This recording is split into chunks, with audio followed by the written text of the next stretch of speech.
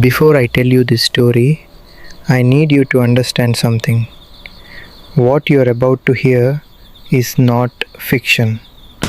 This is a true account shared with me by a man named Marcus, a man who worked inside one of the most unsettling places on earth, a hospital morgue, in the middle of the desert in 2014. And if you stay till the end, you'll understand why he never sleeps with the lights off anymore. He still hears her. If this is your first time here, welcome. Hit that subscribe button right now because we upload true horror stories every single week. And trust me, you do not want to miss what's coming. Now, let's begin. Marcus was 26 years old when he arrived in Oman. He had come from nothing, a broken family, a half-finished medical degree, and a pocket full of hope that had already started to run out. Back home, he had studied medicine for 2 years. He wanted to be a doctor. He wanted to save lives. But life had other plans. The money dried up. His family couldn't support him anymore. And one morning, he packed a single bag and boarded a flight to the Middle East, chasing a job he didn't have yet, in a country he'd never been to. For a while, things were okay. He found a basic position at a small company.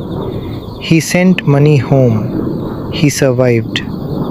But then the job ended. No warning, no severance, just a letter and silence. Now he was stuck. No job, no income, and no money to buy a return ticket home. People around him started to whisper, "You need to find something fast.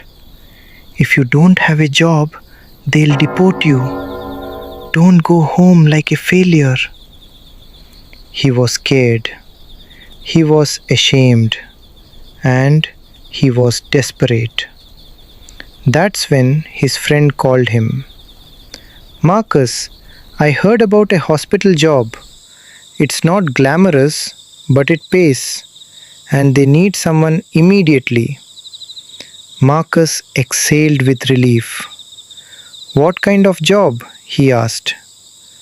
There was a pause on the other end, a long pause. "It's in the morgue." Marcus closed his eyes. He thought about his empty wallet. He thought about his family back home. He thought about the shame of being deported. And then he said, "I'll take it." The hospital was enormous. It rose from the desert like a fortress. White walls, wide corridors, fluorescent lights that hummed at a frequency that made your teeth ache.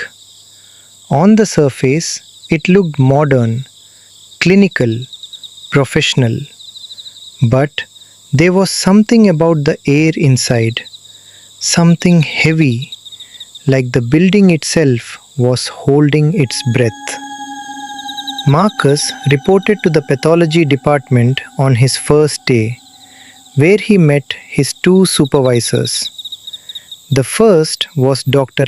Adam Vickers, a composed, experienced man who had worked in forensic medicine for over 20 years. He shook Marcus's hand firmly and said very little.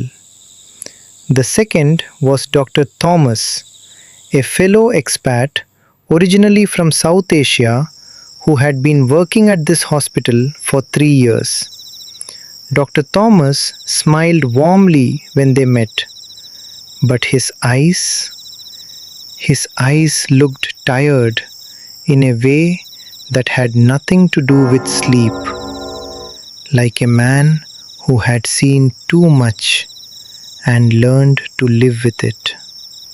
Marcus's job description was straightforward: assist during post-mortem examinations, photograph the deceased for official records, collect fingerprints, maintain documentation, clean clinical work. Or so he thought. His first few days passed without incident. The work was difficult, emotionally, not physically. You had to learn to detach, to see a body as data, as paperwork. And Marcus was getting there. He was starting to feel okay. That feeling didn't last long.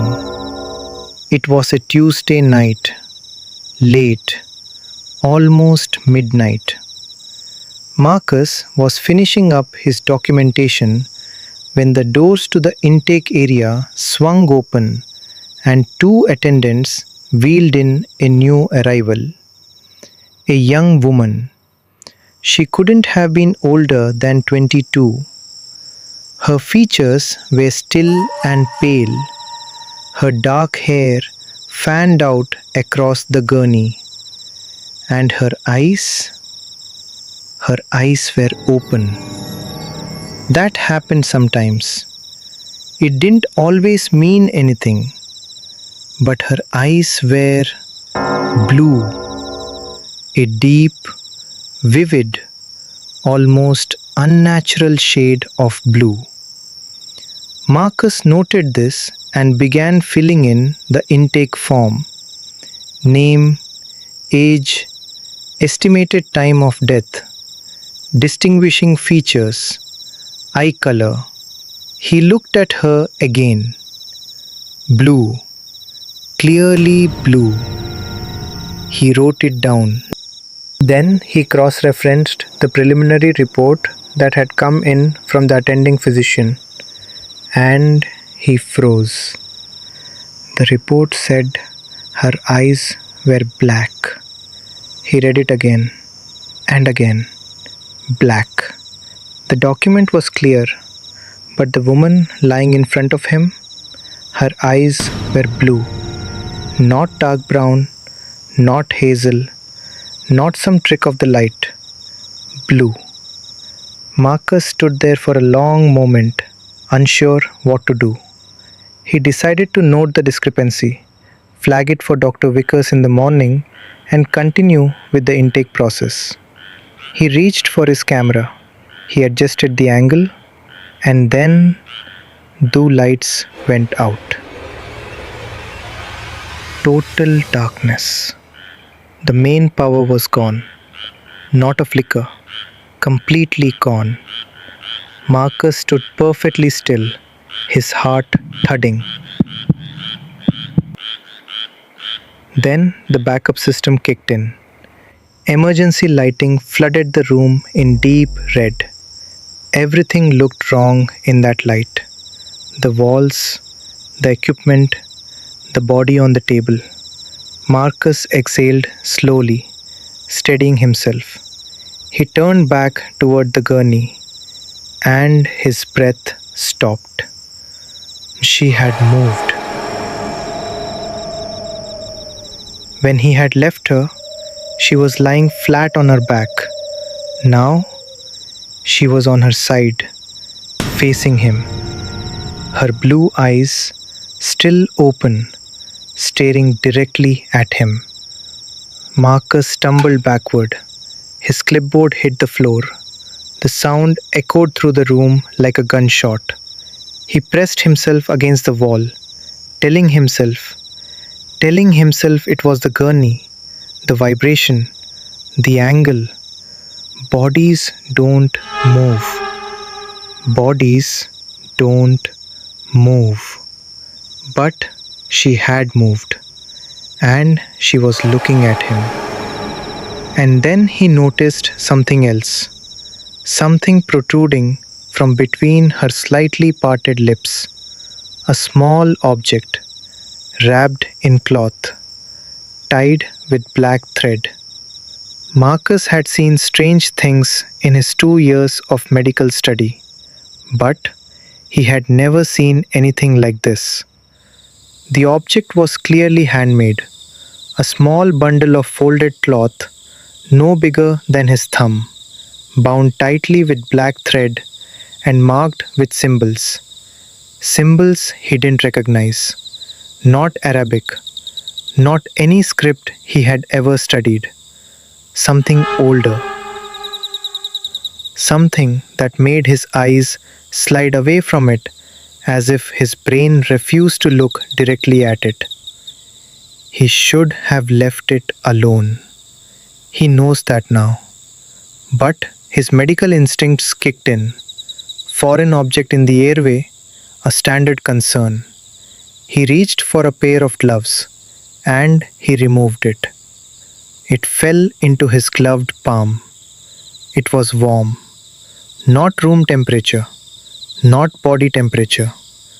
Warm, like it had been held in a living fist.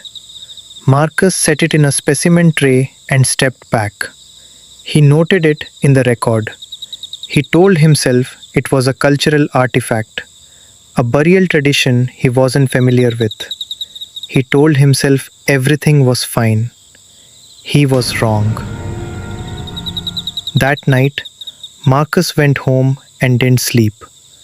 He lay in the dark, staring at the ceiling, replaying the moment she turned, telling himself it wasn't real, telling himself his eyes had played tricks on him. The next morning, he returned to the hospital, and the strange things began. First, the cabinet above his workstation. He had checked it the night before, locked it himself. That morning, it was open.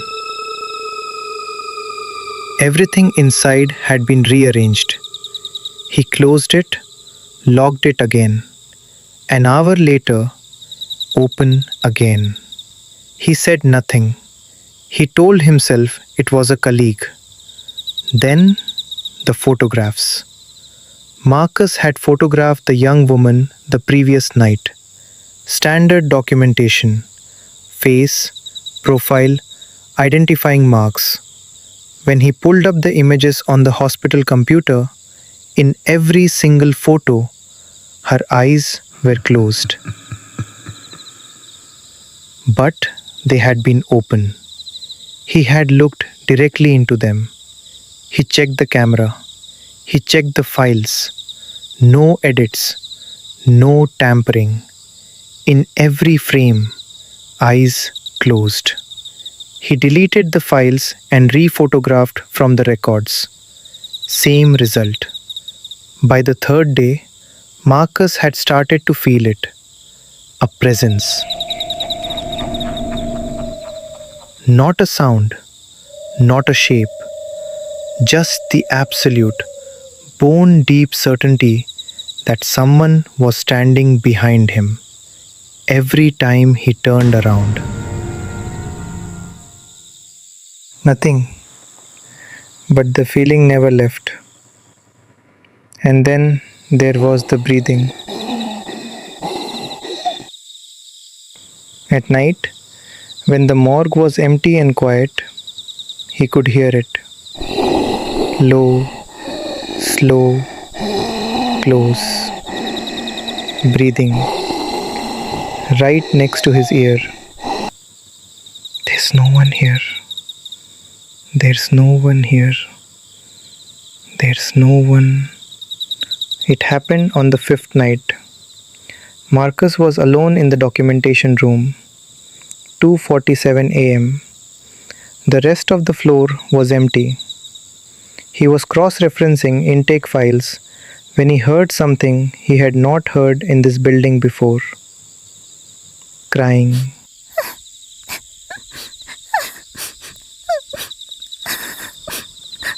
Not loud, not dramatic.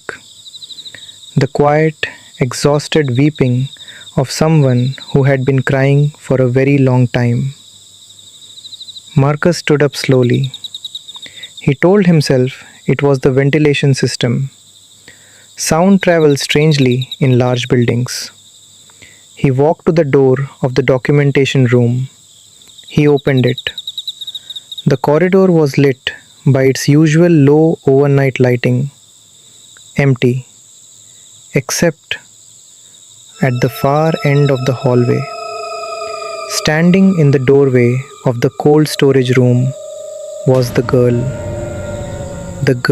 from the gurney. She was standing upright.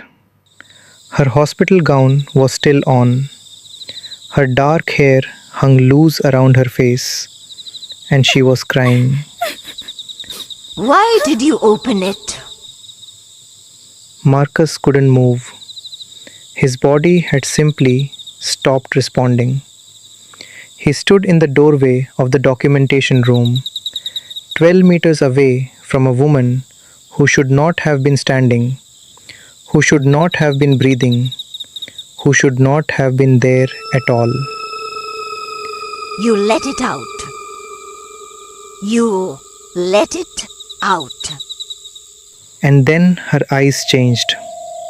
The blue, gone, replaced by absolute black. Not dark brown, not dilated pupils. Black, from edge to edge. No iris, no white, just black. Get out! Marcus doesn't remember falling. He remembers the floor. He remembers the ceiling lights above him. And he remembers Dr. Thomas crouching over him, slapping his face lightly, calling his name. When Marcus woke up, he was on the floor of the documentation room. The corridor was empty. The door to cold storage closed, as if nothing had happened. Dr. Thomas sat with him for a long time that night. He didn't dismiss what Marcus told him. He didn't suggest it was a dream or stress or exhaustion. He just listened. And when Marcus finished, Dr. Thomas was quiet for a moment. Then he said, "The bundle you removed from her mouth, it was a binding seal." In certain ancient traditions far older than modern religion, older than written history, it was believed that a violent or traumatic death could trap a soul, bind it to the body, to the place of death, to prevent the spirit from passing on. The seal, the small bundle of cloth and symbols, was placed there deliberately by someone who knew what they were doing, someone who wanted her trapped, wanted her to stay. When Marcus removed it, he freed her, and a freed soul, after years of confinement, doesn't leave quietly. She wasn't trying to scare you, she was trying to warn you. Warn me about what? Marcus asked. About whoever put that seal in her mouth. They know it's gone, and they know who removed it. Dr. Thomas took Marcus to see someone the following day.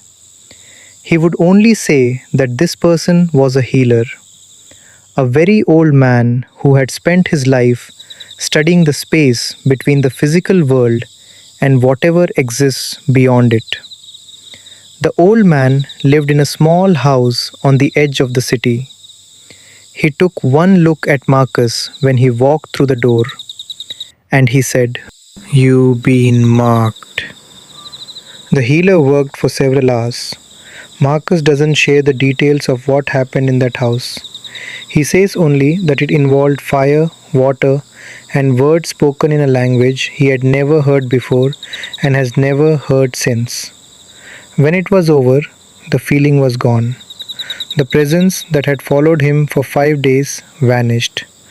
The breathing in the dark, silent. He slept that night for the first time in a week, deeply, without dreams. Marcus left the hospital 3 weeks later. He eventually found another job, saved enough to go home. He finished his education. He built a life. He got married. He has children now. By every measure, he moved on. But every year, on the anniversary of that night, he says he wakes up at exactly 2:47 am. No alarm, no noise, just awake. And in the silence of his bedroom, almost inaudible, like a memory playing in the background, you let it out. He sits up, he checks on his children, he turns on every light in the house, and he waits for morning. Marcus told me one more thing before we finished talking. He said, "The girl in that morgue didn't move to terrify me. She moved because she finally could. After years of being held down, bound in that body, someone finally set her free. And maybe she just wanted to say thank you. Or maybe she wanted to make sure he understood what he had gotten himself into. We'll never know for certain. What we do know is this: there are things in this world that science hasn't named yet. Things in the dark that existed long before we had words for them. And sometimes they notice us. If this story gave you chills, if you're sitting there right now in the dark, wondering why you watched this alone, then you are exactly where you're supposed to be. Because we do this every single week. True accounts, real people, real places. Stories that will make you sleep with the lights on. If you're not subscribed yet, hit that button right now. Ring the bell, every single notification, because I promise you, the next story is worse. Share this with someone brave enough to watch it, or someone you just want to terrify. Either works. I'll see you in the dark.